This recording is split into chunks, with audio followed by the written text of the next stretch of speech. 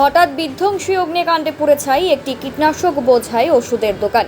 শনিবার গভীর রাতেই ঘটনাটি ঘটেছে রাজগঞ্জ ব্লকের ভুটকিহাটের একটি সারের দোকানে। পুজোর মুখে দোকানের এত বড় ক্ষতি হওয়ায় মাথায় হাত দোকানের মালিকের। প্রতিদিনের মতো এদিনও রাত 10টা নাগাদ দোকান বন্ধ করে বাড়ি চলে যান দোকানের মালিক। এরপর ভোর 3টা নাগাদ তার কাছে খবর আসে যে তার ওষুধের দোকানে আগুন লেগেছে। তড়িঘড়ি ছুটে এসে দেখেন তখন দাউ দাউ করে আগুন জ্বলছে। শেষে স্থানীয়রাই আগুন নিয়ন্ত্রণে আনে। খবর পেয়ে রবিবার সকালে ঘটনাস্থলে পৌঁছায় রাজগঞ্জ থানার পুলিশ। ক্ষয়ক্ষতি প্রায় কয়েক লক্ষ টাকা বলে দোকানের মালিক জানান। কালকে তো 10টার সময় দোকান আমি বন্ধ করছি। আমাদের বিল পেমেন্ট ছিল, 10টার দোকান বন্ধ করে চলে গেলাম। আমি ভালো মতন বন্ধ করে ঝাপটা বন্ধ করে মোটামুটি আমার দোকানে তো একটা লাইট থাকে আর একটা হচ্ছে আমার কী বলে তোমার ফ্যানের, এই দুটোই কানেকশন।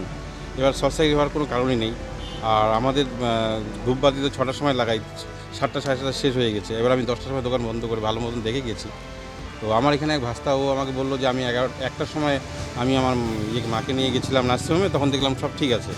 আরেক ভাস্তা এখানকার, ও বললো 2টার সময় তো আমি এখানে ছিলামই। ঘটনাটা মনে হয় 2টার পরেই হয়েছে। তো এই হারাধনবাবু আমাকে 3টা 40-এ বাড়িতে যায়, বাড়িতে গিয়ে বলে যে তোমার দোকানে আগুন লেগেছে।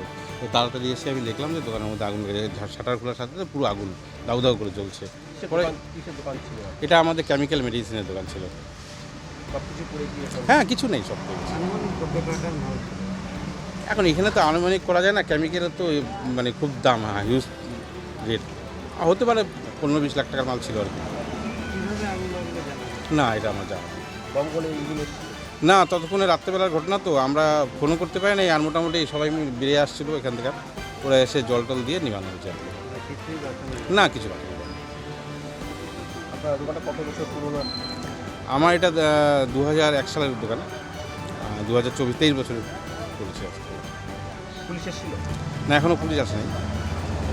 আপনার নাম? আমার নাম অশ্বিনী মজুমদার। এটা খুব দুঃখজনক ঘটনা। খুব পুরনো দোকান আমাদের এখানকার হাটের মাঝখানে, পুরনো দোকান। আনুমানিক 2-2:30টার পরে এই ঘটনা ঘটেছে।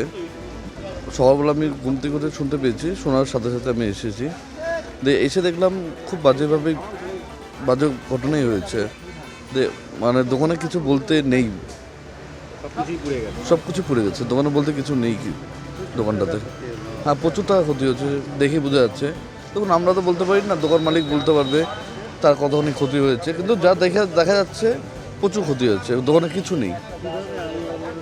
না দেখুন, আমরা তো এখন জানি না, এখন পুলিশকে বলবো, পুলিশ তদন্ত করে দেখবে কী করে আগুন লেগেছে।